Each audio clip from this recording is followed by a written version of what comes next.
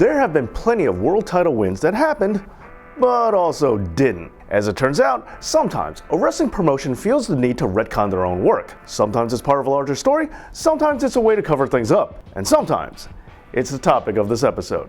Because today, Dave knows 7 retcon world title wins. Last week, I did an entire episode about Ted DiBiase's retcon world championship reign, but he's not alone in that, as many of you astute members of the Know-It-All Nation have pointed out. And that's where this episode comes in. So, without further ado, let's get into the list. On the April 17, 2000 episode of Monday Night Raw, Chris Jericho won the WWF Championship off of Triple H, a huge win for the Ayatollah of Rock and Rolla, as he finally got to dance with a major company's top prize. However, this would all be pulled out from under him as Triple H would threaten to fire referee Earl Hebner if he didn't say that he did a fast count. Hebner complied and the decision was reversed, and just like that, Chris Jericho's first world title reign was gone, erased from the record books. Now, of course, this was all part of a storyline, but the behind-the-scenes details are even more interesting, especially since we have no way of knowing for sure what really happened. What's the story? Well, keep in mind that regardless of what actually went down, and even if this title win was retcon, it still was the biggest win of Y2J's career up until that point. And Jericho did receive a massive pop for what is now his undone 1, 2, 3, and he was also able to show the world that he was capable of wearing the big strap. Plus, some might even say that this is the WWE's most effective use of the dusty finish. So what was the thinking behind all this? Well, the prevailing theory is that Jericho was growing frustrated with his position in the company, hoping to be coming to greener pastures after leaving WCW. But when he was originally booked to main event WrestleMania only to have it taken away and then go on to job to the likes of Viscera, he felt that WWF was just going to become more of the same.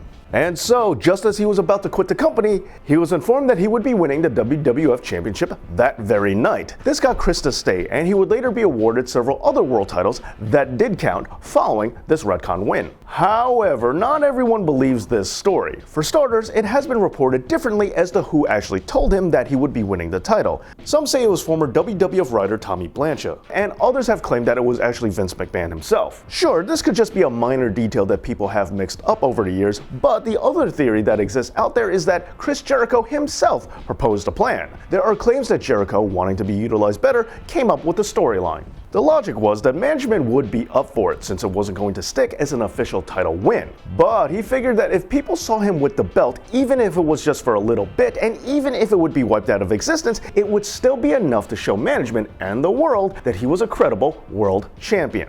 So it really wouldn't matter that the win would be taken away because the reaction, the moment, would always remain. And it worked, because by the end of the following year, Chris Jericho would become the first ever WWF Undisputed World Champion. So whose idea was it? Who knows, but no matter what, it sure worked out for Y2J. Next, on to Ric Flair. Now, Flair has been involved with plenty of titles that have been expunged for a variety of reasons, several of which were dusty finishes themselves. In fact, he has so many that you could even do an entire episode on them, and well, I have. So if you want the full story, you can go ahead and check that video out later after this one if you like. Speaking of champions with questionable blemishes on their title reigns, we have Bob Backlund. Once upon a time, Bob Backlund was one of the most famous champions there ever was, and with a title reign recorded as being 2,135 days long, that's really no surprise. However, that number isn't 100% accurate. Backlund won the title on February 20th, 1978 off of superstar Billy Graham, and his title reign ended officially on December 26, 1983 to the Iron Sheik, but he actually first lost the title on November 30th, 1979 to Antonio Inoki. But then, just several days later on December 6th, Backlund won a rematch in Tokyo. However, WWF's then president overturned the decision and ruled that it was a no contest due to outside interference from Tiger Jeet Singh. Inoki, in response, vacated the title. Backlund then went against Bobby Duncum for the vacant championship and was victorious. However, WWE just counts this whole thing as just one long title reign, choosing not to acknowledge that the loss to Inoki ever happened. But this was definitely not the last time something like this would happen to Mr. Backlund during his first title run. Because on October 19, 1981, Greg the Hammer Valentine would be awarded the WWF World Championship by a discombobulated ref, despite not actually winning the match. It took all the way until November 23rd, over a month later, before Backlund and Valentine got to square off again to settle once and for all who the real champion was. But now, what's interesting about this was that during the time in between, Valentine wasn't considered the champion and neither was Backlund. At least in New York. Everywhere else, on the other hand, Backlund was still billed as the WWF World Title holder. Why is that? Well, just remember, before the days of the internet and also before national TV deals for promotions became a thing, a lot of the world just remained in the dark about what went on in wrestling outside of their area. So it wasn't completely uncommon for promotions to run location-specific storylines every so often, and this particular storyline was being pitched only to the New York audience. And since the rest of the world wasn't going to see it, Backlund just went on being the champ everywhere else. And then finally, after winning this really hyped rematch against Valentine in front of the New York crowd, WWF just went on pretending that this 35-day gap in Backlund's title reign never happened, meaning that at the end of his first championship run, Bob Backlund was somehow a 3-time champion? Before Chris Benoit became the guy that WWE didn't talk about, he was the champion that WCW didn't talk about. After Bret Hart suffered his career-ending injury, he was forced to vacate his WCW World Championship. At the same time, Chris Benoit was growing frustrated with the company and looking to leave for the WWF, especially since Kevin Sullivan was promoted to the position of head booker. And when you steal a guy's wife and he's put in charge, well, it's understandable that you might just be a little bit worried. But nevertheless, WCW really didn't want to lose Benoit, so in a last-ditch effort by management in order to keep him, he was booked to win a match for the vacant WCW World Heavyweight Championship against Sid Vicious. Now, as to whose call this was, some have said that this was the work of others on WCW's decision-making team, while there have also been those who have said that it was actually Kevin Sullivan himself who wanted to put the belt on Benoit as a sign that he was willing to be a fair and impartial booker. But either way, it didn't work out, as the very next day, Benoit, along with Eddie Guerrero, Dean Malenko, and Perry Saturn would all leave to join the WWF. As a result, WCW declared that Benoit's win never actually happened. The official excuse for this by WCW was that Sid's leg was under the rope when he tapped out, which is true. But what's really interesting is that while WCW chose to ignore this win, once the company was purchased by Vince McMahon, surprisingly, WWE began recognizing this title win once again.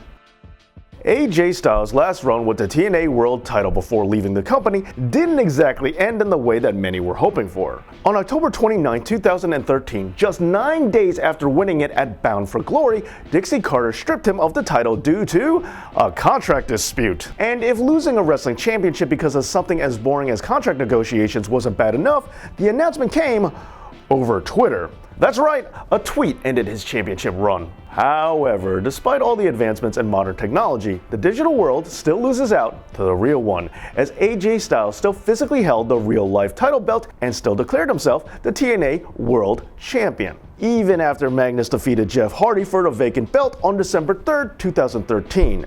After this, AJ would eventually lose to Magnus on December 6th, making Magnus the undisputed TNA World Champ. However, the episode in which this took place didn't air until January 9th the following year. So while his initial title win definitely did count, everything from October 29th all the way to January 9th is up in the air for the phenomenal one.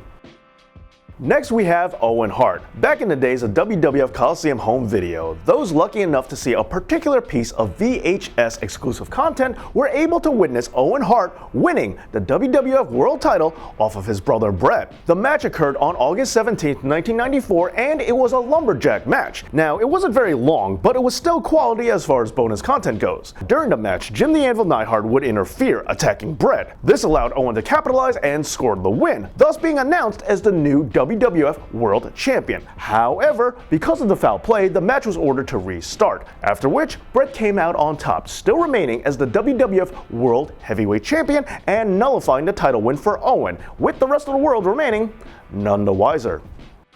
And finally, let's end with a notorious example from the Vince Russo era of WCW. Bash at the Beach 2000 to be exact. Now, what actually happened here is anybody's guess, but here's just a bit of what went down. Hulk Hogan and Jeff Jarrett were scheduled to have a match for the WCW title. However, as soon as the match started, Jeff Jarrett laid down for Hogan, leaving the Hulkster to seemingly get a pinfall victory and the WCW title belt. However, after this, Vince Russo cut a promo on Hogan talking about how the Hulkster didn't care about the company and that the title you just saw him leave with didn't mean anything, and that there would be a new WCW title that does count, which Jeff Jarrett still held for reasons. Then after that, Jeff Jarrett and Booker T would have a match for that new title, which Booker T won. Now there are all sorts of stories about the behind the scenes drama here, and there was a real life lawsuit between Hulk Hogan and WCW over it, which ultimately ruled in favor of WCW. According to many, this was a half shoot half work that ended up turning into a complete shoot. Allegedly, Vince Russo, who was in charge of WCW booking at the time, was concerned that fans were all on the internet finding everything out. And the way he figured it, the only way to counteract fans from knowing what was going on was to make sure that, well,